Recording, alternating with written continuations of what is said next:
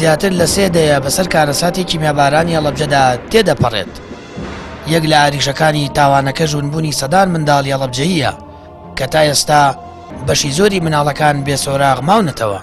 ئازاری کە سوکاری مناڵەونبووەکان هێشتا نوێیە، لە چاوەڕوانی گەڕانەوەی ڕۆڵەونبووەکانیاندا شەو و ڕۆژ دەگوزەرێنن. بەشێکی شیانی وایەکیان بۆ گەڕانەوەی ڕۆڵەکانیان لەدەست داوە. ئەو دیێنەی کە لە کوردستان ئاکرێ مەسیقەمان پێ نییە، یەک دنێک من وەکو خۆم سێقم پێ نییە. ئێسش بگرە ئەگەر بێتەوە مناڵێک بڵێن لە ئێران هاتوێتەوە دیێنێشم بۆ بکرێ من سێقی پێ ناکەم بۆ حساب لەبەرەوەی کەیسەکانیان بە تەواوی ینی بەجددی ئاور لە کەیسەکە نادەنەوە.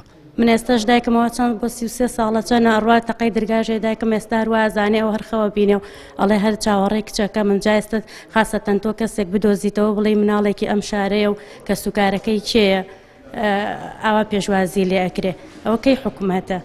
لە پاش 33 ساڵ هێشتا حکوومەتی هەرێم بەپێی پێویست کاری لەسەر گەڕانەوەی مناڵەونبووەکان نەکردووە. هەر بۆیە تا ئێستاش فرمێسکی چاوی ئەوانەی منداڵ یاخود خوشک و برایان من بووە وشک نەبووەتەوە.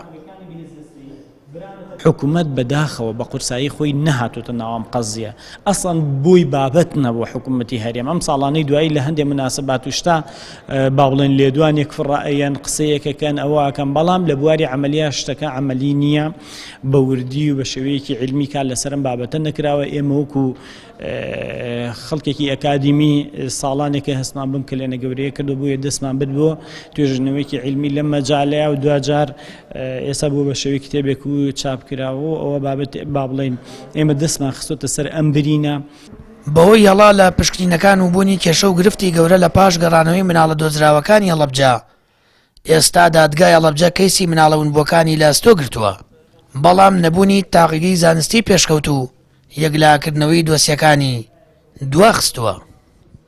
من وەکو پارێزەر لە 2 دۆسێ حالیەن لە دادگایە دۆسێ مناڵەونبووەکان کاری خۆی ئەکات، هەنگاوەکانی خۆی جێبەجێ ئەکات، هەنگاوەکان ئەڕوا بەرەو پێشەوە، بەڵام کە کار گەشتە ئەوەی کە تۆ پەنا ئەبێ بۆ پشکنینێک کە لە تاقیگەکانی هەرێمە ئەکرێت ئەڵێ دەرمان نییە دەسەڵاتی دادگانیە بەڕاستی.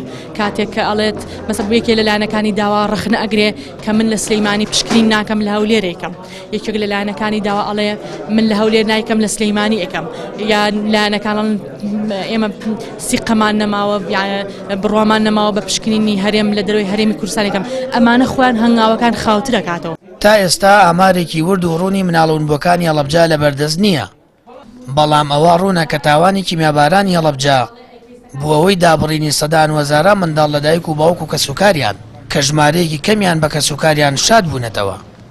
بەپێی ئامارە بەردەستەکان 8 منداڵی ونبوو بە کەسوکاریان شاد بوونەتەوە و 3 دۆسییان بۆی هەڵی پشکنینەوە هەڵوەشاوەتەوە. لە ئێستاشدا 6 کەس داوای پشکنین دەکەن و دەڵێن منداڵی ونبووی شارەکەن. لە دادگای هەڵەبجە 76 خێزان سکاڵایان تۆمار کردووە و داوای 192 منداڵ دەکەن کە لە تاوانی کیمیابارانەکەدا ون بوون. سامان فەتاح کەناڵی ئاسمانی پەیام هەڵەبجە.